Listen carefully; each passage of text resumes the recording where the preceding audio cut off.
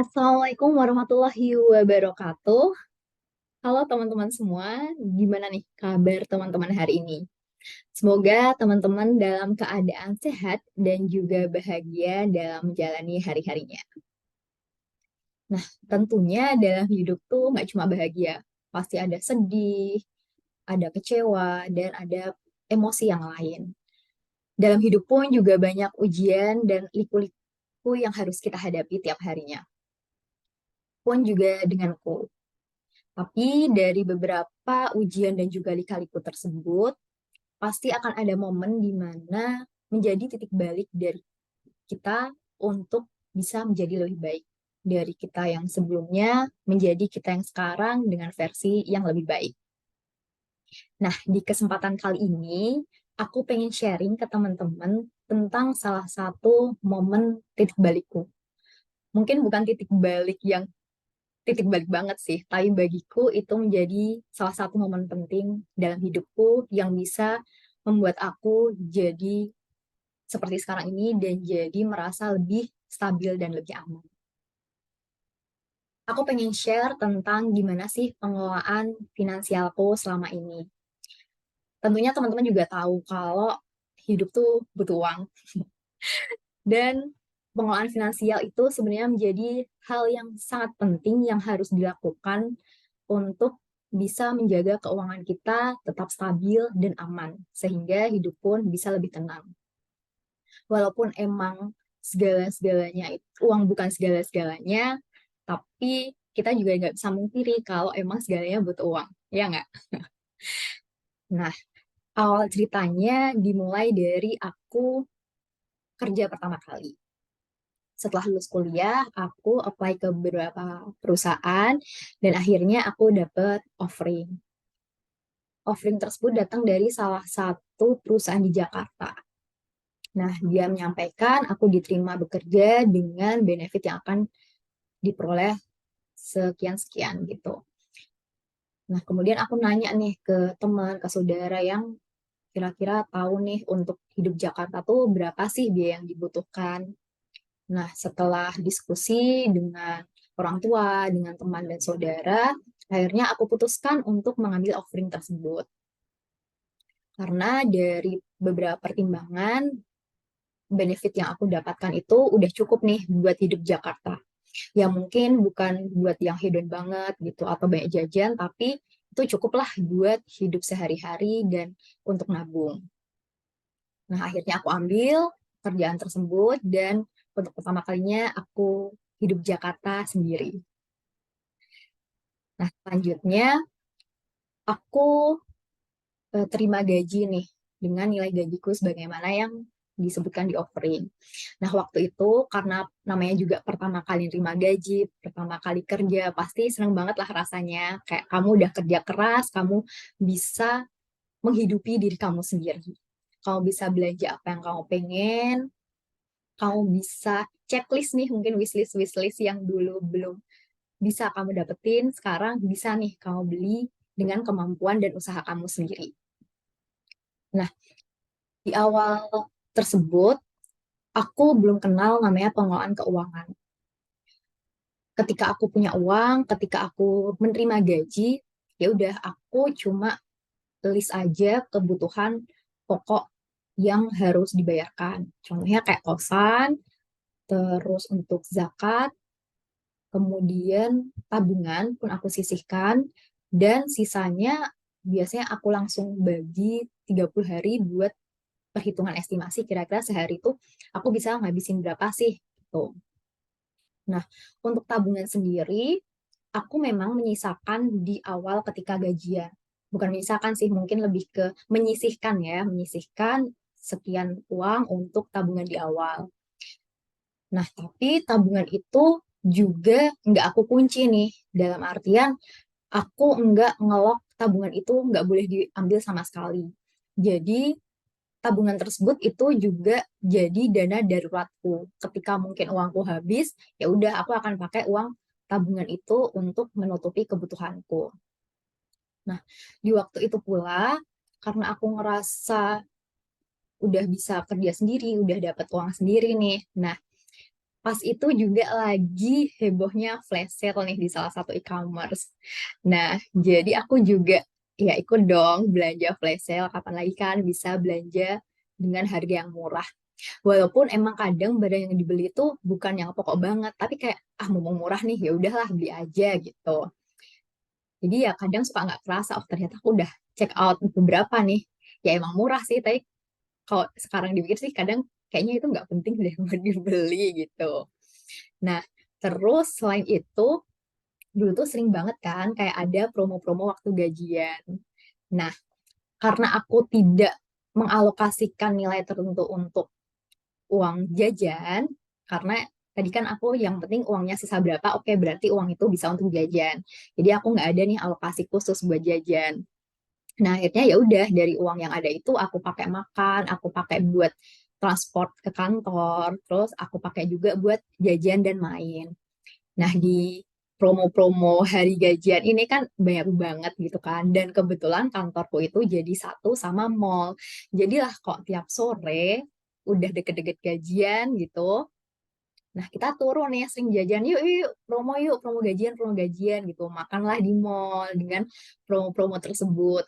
Emang sih, kita tuh merasanya, murah nih ada promo gitu. Tapi kadang kita tuh nggak sadar, mungkin hal-hal yang seharusnya nggak kita beli, jadi kita beli. Uang yang harusnya kita save, jadi keluar deh gitu kan. Terus ya udah, jadi aku nggak begitu, waktu itu aku nggak begitu mikir banget nih tentang uang itu kayak gimana. Terus hingga di suatu waktu, kurang lebih setelah 2 tahun kerja lah, aku tuh ngerasa kayak kok tabunganku stuck ya. Karena kayak yang tadi aku bilang, kayak ketika uangku habis nih, uangnya habis, aku pakai nih uang tabunganku yang sebelumnya aku sisihkan buat memenuhi kehidupanku sehari-hari. Ya udah, terus setelah kurang lebih 2 tahun kerja itu, aku ngerasa kalau kok angka tabunganku nggak nambah-nambah. Perasaan aku udah kerja nih 2 tahunan, tapi kok tabunganku cuma segini aja. Rekeningku nggak, digitnya tuh nggak nambah sama sekali. Kayak kemana ya uangku? Nah, waktu itu juga aku tuh nggak pernah mencatat kemana uangku keluar gitu. Ya aku tahu sih buat jajan, tapi ya udah sekedar itu aja. Aku tahu buat jajan dan belanja, tapi aku nggak tahu nih mungkin ada kebutuhan lain atau pengeluaran lain yang sebenarnya tuh aku keluarkan gitu. Jadi aku nggak tahu detailnya kayak gimana. Nah, akhirnya setelah 2 tahun itu, aku ngerasa kayaknya ada yang salah nih dalam aku mengelola keuangan gitu. Kayaknya ada yang nggak pas, tapi apa ya? Akhirnya aku coba nih cari-cari di YouTube waktu itu awalnya. Buka YouTube, aku menemukan beberapa channel tentang pengelolaan keuangan, khususnya di budgeting. Karena dari video-video yang aku pelajari, salah satu hal yang perlu dilakukan di awal adalah untuk kita ngebudgetin uang yang kita punya gitu. Nah, waktu itu aku banyak belajar dari channel YouTube-nya Mbak Prita Gozi. Beliau banyak menjelaskan sih tentang metode-metode budgeting menurut Mbak Prita gitu. Nah, aku juga baru ngeh, oh ternyata itu namanya budgeting tuh emang harus ada proporsinya ya gitu. Sedangkan aku sebelumnya nggak ada sama sekali. Jadi aku tidak tahu nih batasan jajanku tuh berapa persen sih kalau buat kehidupan sehari-hari berapa persen sih batasnya. Jadi ya udah selama aku punya uang aku keluarin aja, aku pakai aja tanpa aku tahu batasannya itu seberapa. Nah, dari video Mbak Prita ini aku banyak belajar nih beberapa metode budgeting sebagaimana beliau jelaskan bahwa memang ada beberapa metode budgeting seperti misal ada metode yang untuk living 50%, saving 30%, playing 20%, atau mungkin dengan alokasi gaji tertentu bisanya adalah 75% untuk living, 25% untuk tabungan. Ataupun ada metode-metode ataupun proporsi lain yang Mbak Prita jelaskan waktu itu. Akhirnya aku coba nih buat mulai budgeting dan menentukan proporsinya yang sesuai dengan pendapatan dan juga kebutuhanku. Karena memang proporsi untuk budgeting ini mungkin ada berbagai versi ya, baik di berbagai yang disampaikan oleh beberapa pakar finansial terkait, pasti ada beberapa versi atau proporsi persentase untuk budgeting tersebut. Nah, akhirnya aku coba nih di aku dengan gajiku sekian dan dengan pengeluaran dan kebutuhan tuh kira-kira berapa sih proporsi yang tepat. Nah, waktu itu aku pilih untuk 40% kebutuhan, 30% nabung, 20% untuk playing, dan juga 10% itu untuk dana darurat. Nah, mulai nih aku coba. Jadi semenjak itu, tiap bulan tuh aku udah bikin Excel buat proporsi gaji tersebut. Jadi dengan Excel itu aku tuh jadi tahu nih, oh ternyata misal nih, contoh gajinya 8 juta. Oke, berarti 40%-nya yang untuk living itu kurang lebih 3.200.000. Oke, berarti batasku untuk hidup tuh 3.200.000. Dari 3.200.000 itu dipakai kos sekian, dipakai belanja sayur dan lauk sekian, dipakai transport sekian, dan lain sebagainya. Pun dengan proporsi-proporsi yang lain. Nah, semenjak itu tiap bulan aku rutinkan untuk budgeting tersebut. Dan juga yang paling penting adalah aku beneran secara komit menyisihkan dana sepersekian persen untuk tabungan. Yang sebelumnya aku tuh nabung ya udah yang penting ada tabungan aja. Ketika nggak punya uang ya udah aku pakai tuh tabungan. Nah, sekarang aku beneran menyisihkan di awal tabungan itu sekian persen dan itu nggak boleh diotak-atik sama sekali kecuali bener-bener sangat butuh. Pun aku juga belajar nih dari sesi-sesi kelas yang aku ikutin dan baca beberapa referensi bahwa memang butuh namanya dana darurat tuh. Nah, dari beberapa kelas yang aku ikutin itu tuh disampaikan juga sih terkait piramida keuangan. Nah, jadi piramida yang paling bawah itu tuh emang yang paling pokok yang memang harus kita penuhi, yaitu tuh terkait arus kas. Gimana sih alur pendapatan dan pengeluaran kita, termasuk juga di dalamnya adanya hutang. Apakah uang kita tuh aman nggak sih untuk hidup? Apakah keuangan kita tuh sudah cukup stabil dan bisa aman untuk mengcover kebutuhan-kebutuhan dasar hidup kita sehari-hari? Yang kedua itu, piramida kedua itu tentang manajemen risiko, terkait risiko kesehatan, risiko jiwa, terus proteksi, juga asuransi gitu. Terlebih buat hidup Jakarta ini kan kalau misalkan sakit, jujur ya biayanya tuh lumayan lah ya. Kayak sekali ke rumah sakit aja mungkin bisa sekian ratus ribu. Nah, kalau misalkan nggak ada asuransi, gimana nih? Apakah cukup nggak gaji kita? Nah, alhamdulillahnya selama ini aku kerja tuh aku dapat asuransi kesehatan dari kantor dan alhamdulillah itu bisa nge-cover kebutuhan ketika terjadi resiko kesehatan. Awalnya juga aku kaget waktu itu, kayak aku sakit nih batuk pilek waktu itu. Terus aku periksalah ke rumah sakit karena udah cukup lama sih sakitnya. Akhirnya aku periksa ke rumah sakit, terus kayak sekali bilnya keluar tuh sekitar 500.000 gitu. Hah, jujur aku kaget kayak seriusan nih 500.000. Padahal cuma batuk pilek terus ya udah dikasih obat gitu. Ini beneran nih 500.000 gitu. Padahal mungkin kalau misalkan kayak aku di Jogja periksa di klinik aja paling 30.000, 50.000 lah gitu. Ya kalau misalkan nggak pakai asuransi, aku ambil uang gaji 500.000 dalam sekali, hap langsung 500.000 gitu, lumayan juga gitu kan. Terus ya udah aku bersyukur sih dengan adanya asuransi tersebut gitu. Jadi emang step yang kedua itu adalah terkait manajemen risiko. Nah, yang itu sangat-sangat penting dan juga memproteksi diri kita lah, baik dari khususnya dari segi keuangan. Terus piramida yang ketiga itu tuh financial goals.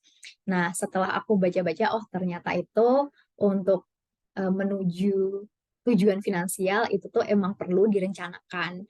Kita perlu tahu nih goals kita tuh apa sih? Misalnya mau liburan, dana pendidikan, atau mungkin terkait dana lain kayak mungkin Idul Adha tuh untuk korban. Nah, itu ternyata juga perlu di planning. Nah, dulu tuh aku nggak kayak gitu. Kalau misalkan aku pengen liburan, oh oke nih, kayaknya aku punya deh uang sekian gitu. Ya udahlah bisa nih dipakai liburan. Tapi aku nggak mempertimbangkan kalau itu tuh harusnya tuh di planning dan sudah ditabung beberapa waktu sebelum dilaksanakan. Jadi kadang aku ya udah ambil aja uang yang saat itu aku ada. Nah, setelah aku tahu terkait financial goals ini, akhirnya sekarang ketika aku menginginkan sesuatu atau ada beberapa tujuan finansial yang aku ingin capai, aku udah bikin nih planningnya seperti apa. Kira-kira butuh uangnya berapa, terus jangka waktu untuk bisa mencapai target tersebut itu berapa, dan juga eh, masuk di mana sih? Apakah masuk tabungan ataukah mungkin perlu masuk ke reksadana atau mungkin investasi yang lain gitu untuk bisa mencapai tujuan finansial tersebut. Dan dengan tujuan finansial tersebut, dengan planning itu, aku jadi merasa lebih tertata nih pengelolaan keuanganku. Jadi aku tuh tahu, oh tiap bulan itu untuk mencapai misal nih liburan nih, aku ada wishlist liburan. Oke, berarti tiap bulan aku harus nabung mungkin 500.000 nih buat liburan di tahun depan. Karena budget liburannya butuh sekian, kurang lebih kayak gitu. Jadi ketika pas mendekati hari H tuh nggak berasa, aduh duitnya segini nih, harus beli tiket, harus beli ini, harus beli itu gitu. Jadinya kayak langsung kaget gitu kan, tiba-tiba harus butuh uang sekian gitu. Jadi emang harus di planning jauh-jauh hari. Nah, terus yang keempat itu terkait perencanaan hari tua, khususnya buat pensiun. Jadi biar ketika kita pensiun itu kita masih bisa menikmati hidup yang kurang lebih sama seperti kita saat ini. Ya kurang lebih cukup dan layak lah untuk hidup di masa depan. Karena kan pasti ada kenaikan dari inflasi, ada pengaruh harga-harga barang, dan lain sebagainya, pengaruh nilai uang, sehingga memang untuk pensiun ini harus disiapkan jauh-jauh hari. Jadi ketika kita pensiun, kita nggak kaget nih. Ketika pensiun kan pasti udah kaget. Yang pertama itu kaget kita nggak ada kegiatan sehari-hari.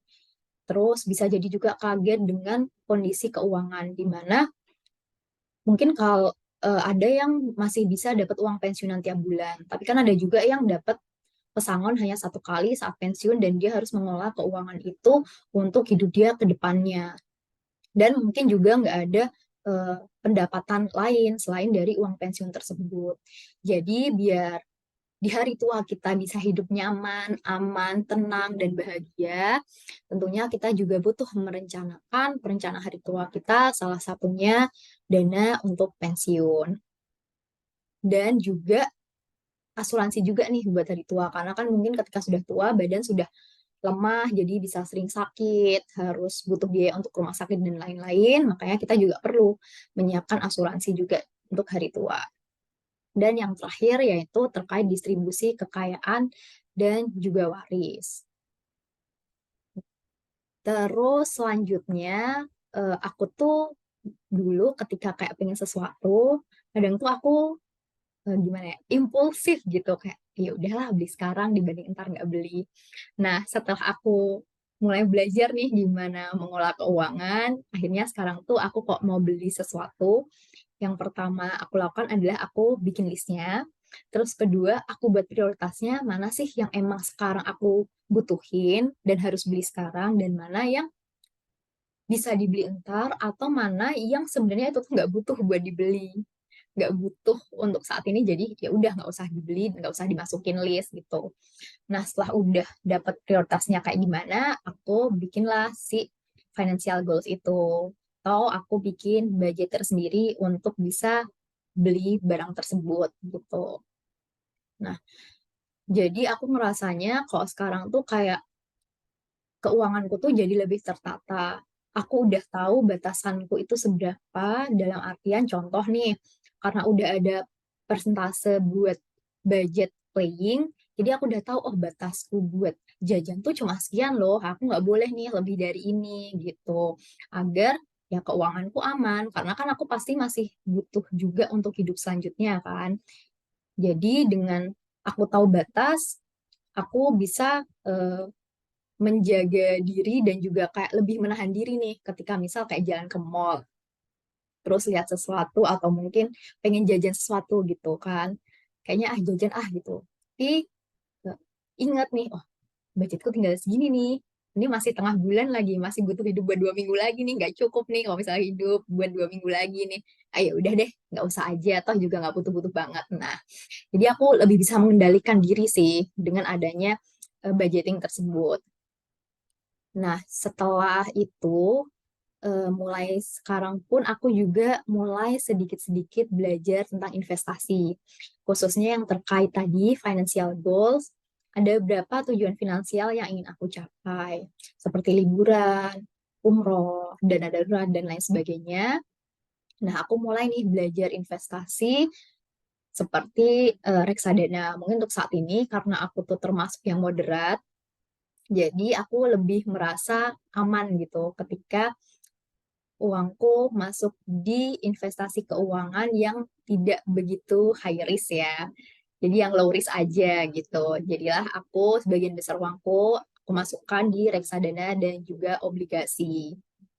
Aku udah set goalsnya apa aja, nominalnya berapa, dan butuh jangka waktu berapa lama sih buat mencapai tujuan keuangan tersebut. Jadi sedikit demi sedikit aku nabung juga gitu kan.